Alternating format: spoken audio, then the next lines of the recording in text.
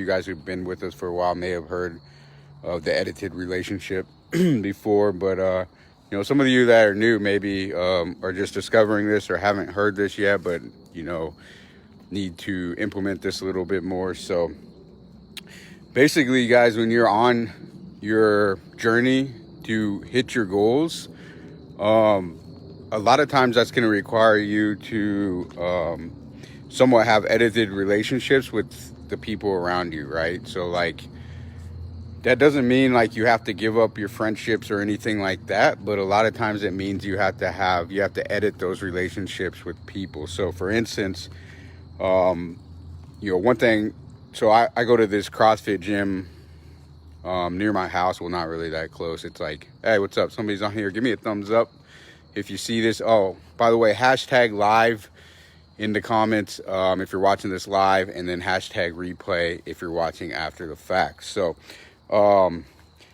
the gym that I go to until my garage gym gets built out, the owner, he knows I used to own a gym and kind of what I've done and how I sold my gym and all that. And he was reaching out to me for advice on a few things, and it's like, of course, yeah, I want to help. Let me give this guy some advice. And we were trying to line up a time. It was on Saturday, and he was like, how about lunch at this time, da-da-da. And while that sounded great, like go get a free lunch and help this guy out at the same time, I knew it was going to make my long-term goal harder if I was going to go out to eat that day, right? So, and then I also had I watched a fight this weekend, and I had planned some alcohol in my day as well too.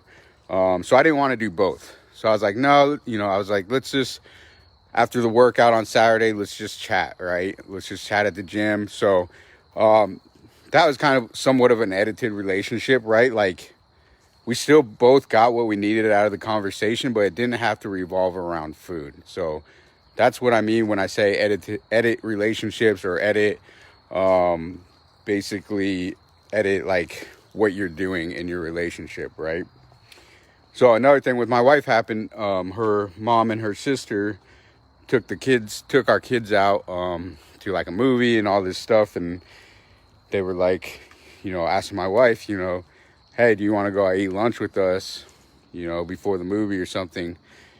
And my wife, I mean, she kind of wanted to stay home and get some stuff done anyway, because we're still like doing a lot of stuff around the house. But she knew that, because she's on her path too, and she knew that like, hey, they're not gonna eat anything healthy. They're probably going to like Chick-fil-A or something, right? So she's just like, no, I'm good. I'm gonna meet up with you guys after we eat lunch, or you eat lunch. So she still had her lunch at her house, or at our house.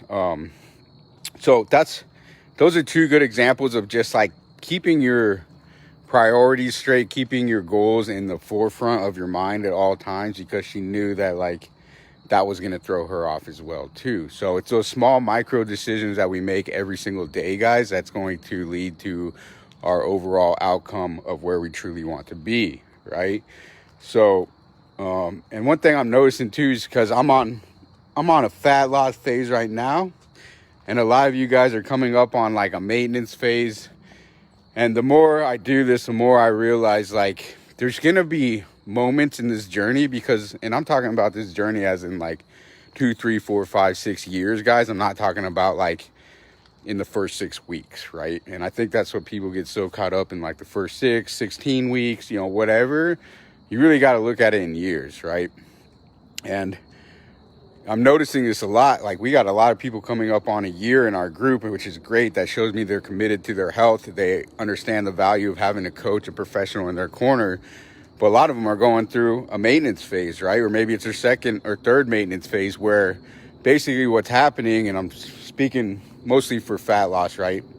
Muscle building is somewhat the same, but for the ease of conversation, strictly fat loss right now, right? Like we start this journey, we do really, really, really, really good. We drop weight decently fast because we've changed a lot of things, which is great. Then our body stops responding to what we were doing, right? And this is typically where most people fall off, because they don't understand what they were doing in the first place, so they don't understand how to get past it, right? And this is where a coach really comes into play. So once you stop seeing those results as quickly as they come, we have to almost start going in more of sprint like fashions.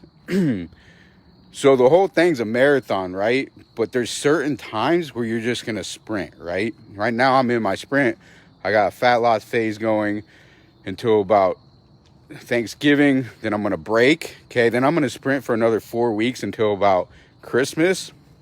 And then I got a trip plan. I'm going to be gone for 2 weeks. Probably be in some kind of a maintenance phase at that point. And then I'm going to sprint for hopefully 6 to 8 weeks at that point, right? But so my point is that you got to start looking at this long term, because we're going to have those sprints where we're just like dialed in and we're getting after it and all of that. But you can't expect yourself to be in that sprint mindset at all times, right? Because being in that sprint mindset at all times for 3, 4, 5 years is really, really tough to do. But when you're getting periodic breaks, and like if you guys are in maintenance, or if you're have ever done a maintenance, that's the time to like hang out. Like obviously keep all those good habits, still weigh, measure your food, still go work out, but don't like think you got to still kill yourself, right? Because this is a time for you to not only physiologically reset, because your metabolism needs a reset after a while, after we're in fat loss for so long, right? Like our metabolic rate drops as we lose weight, because inevitably we do lose a little bit of muscle, right? If we're doing it the right way, it's mostly fat, but we are going to lose some muscle. The metabolic rate drops and we got to bring it back up to normal, and then we got to drop it again, right? And that's how it goes. And sometimes you're creeping, like you're just slowly getting to where you need to go, right? That's kind of where I'm at right now. I'm probably in my last like 5 or 6% of body fat that I need to take off, and it's a slow creep. And that's okay, because like once I get my goal, I'm not just going to stop doing this. So it doesn't matter to me how long it takes. It only matters that I'm enjoying it and I'm not trying to kill myself, right? Because anybody can kill themselves for 6 weeks and get some amazing results. What's up, Colin? Give me a thumbs up, girl. Hashtag live in the comments. Anybody can kill themselves for 6 weeks, guys. Like, you don't really impress me that much if you just sprint hard for 6 weeks. Like, I mean, it's still good on you, but like at the end of the day, unless you're able to keep that going, thanks, Colin, appreciate that.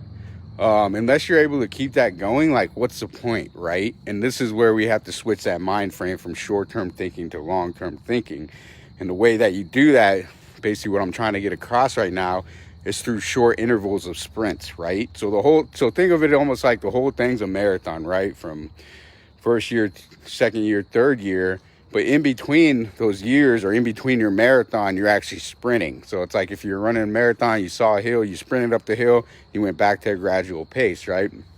And that's what long-term thinking success people all have in common, as opposed to the people that do these 6-week challenges and lose some weight, gain it back, do keto for a month, and then figure out it's way too hard to do that. Like, so you guys got to think of it like that. So if you are coming up on a plateau, if things starting to slow down, that's perfectly normal. You got to keep focus on the goal, and you got to be okay with the goal taking longer than you want. Like, that's just part of it. But keeping those habits in place is the biggest part here. That's the biggest learning lesson. Like, because if you're not doing it for the process, like, you're doing it for the wrong things. And that's okay to like want certain things and have goals. We all do that. But you also got to understand, like, you are being healthier. You are doing a lot of different things. What's up, Sarah? Sarah Chad live. You are doing different things that are ultimately making yourself better. Okay. So that's 2 things really. Kind of went off on a tangent there. So one is the edited relationships. It's okay to say no. Okay.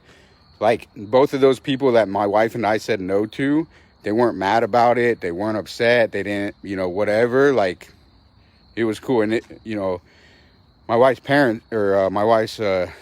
mother and sister, they know she's got goals, and they were like, okay, cool. Like, they weren't worried about it, right? So like, don't use other people like, oh, I got invited to this and I felt bad by saying, like, tell them no.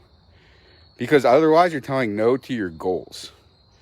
And that, to me, is the saddest thing ever, if you're basically telling yourself no to your goals because something else at this moment sounds good. And then you're later on going to use that as an excuse.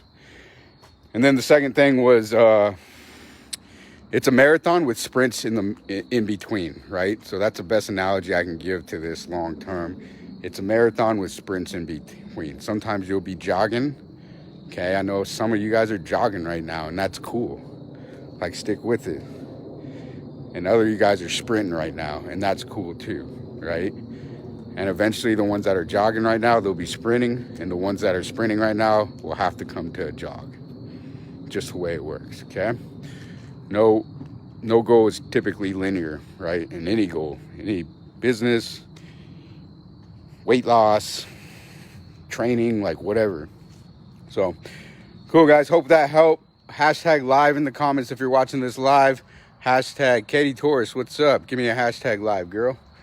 And then hashtag replay if you guys are watching this after the fact. So keep crushing it, guys. I'm super proud of all of you guys, because you guys weren't the ones to make excuses about, I'm going to wait till New Year's. I'm going to wait till after Christmas. I'm going to wait till after Thanksgiving. Like, you guys are learning, developing the tools that it's going to take for you to get past the next New Year's, the next Christmas, the next Thanksgiving for 4, 5, 6, 7, 8 years to come. You're learning that right now. You're going to learn it as you go into these holidays. So I'm super proud of you guys. If you need anything, do not be afraid to reach out. We got some fun and exciting things coming up. It's only getting better.